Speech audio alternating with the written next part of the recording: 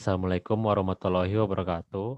Nama saya Wali Akbar. Saya akan mempresentasikan hasil dari analisis saya.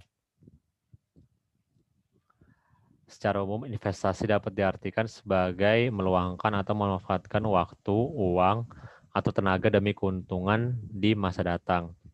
Per 19 November 2020, basis investor pada pasar modal di tanah air mencapai 3,53 juta investor, atau naik sekitar 42% dari posisi akhir tahun lalu. Dari jumlah tersebut, sebanyak 49,40% adalah investor berusia di bawah 30 tahun. Grafik ini menunjukkan pergerakan saham pada 5 tahun terakhir. Pada tahun 2020, sektor ekonomi dunia mengalami penurunan sekitar 0,5 atau sampai 0,9%. Para investor diharapkan membuat sebuah portofolio saham atau investment plan.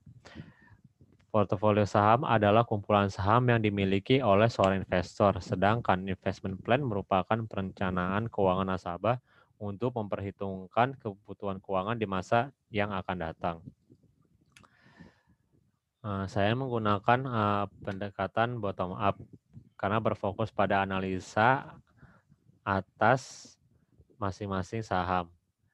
Dengan pendekatan ini, manajer investasi tidak perlu memfokuskan perhatiannya pada sektor industri atau kondisi perekonomian secara keseluruhan, melainkan pada satu persatu emiten. Analisis fundamental adalah teknik analisa yang memperhitungkan berbagai faktor seperti kinerja perusahaan, analisis persaingan usaha, industri, ekonomi, dan pasar makro-mikro. Dari sini dapat diketahui apakah perusahaan tersebut masih sehat atau tidak. Teknik analisis ini, yaitu analisis teknikal saham, merupakan metode yang digunakan lewat pengamatan pola-pola data pada pasar saham. Pada praktiknya, analisis ini bakal mendorong untuk fokus dalam memperhatikan pergerakan pasar, terutama harga dan volume. Berikut adalah saham Telkom Indonesia. Berdasarkan analisis saya, bulan ini pergerakan harga Telkom mengalami penurunan. Dan juga didapatkan low risk, low return dengan beta 0,98. Saham ini juga memiliki annual market return sebesar 10,22% dengan cost of equity sebesar 10,13%. Saham ini masih dikategorikan dalam efisien karena annual market return lebih besar 9% dari cost of equity. Berikutnya adalah saham perusahaan gas negara atau PGAS. Pergerakan harga untuk saham ini mengalami penurunan dan didapatkan dari analisis high risk high return untuk saham ini dengan beta 1,47. Saham ini memiliki annual market return sebesar 10,22% dengan cost of equity sebesar 10,22%. Saham ini masih dikategorikan dalam efisien karena annual market return sama dengan cost of equity. Dan selanjutnya saham BBCA. Untuk bulan ini mengalami penurunan dan analisis dari saham BBCA ini didapatkan high risk high return dengan beta 1,08. BBCA memiliki annual market return sebesar 10,22% dengan cost of equity sebesar 12,59%.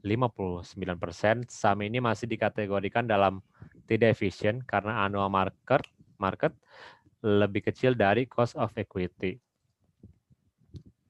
Jadi bisa disimpulkan bahwa para investor cenderung lebih banyak dimasuki oleh generasi milenial yang menyukai hal baru. Tujuannya pun beragam dari mengikuti tren sampai dijadikan tabungan jangka panjang. Di sini saya menggunakan analisis bottom up dan lebih dulu mengecek kondisi fundamental dan teknikal, lalu mempertimbangkan pengaruh inflasi, suku bunga, dan permintaan pasar, dan sebagainya yang diperkirakan mempunyai pengaruh langsung terhadap kinerja perusahaan.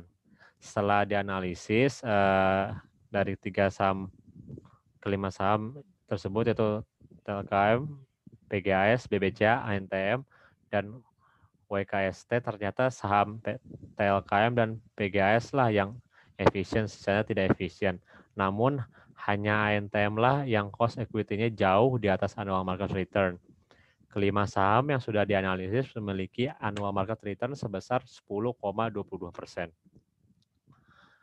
Baik, sekian dari saya. Mohon maaf bila ada kesalahan kata. Wassalamualaikum warahmatullahi wabarakatuh.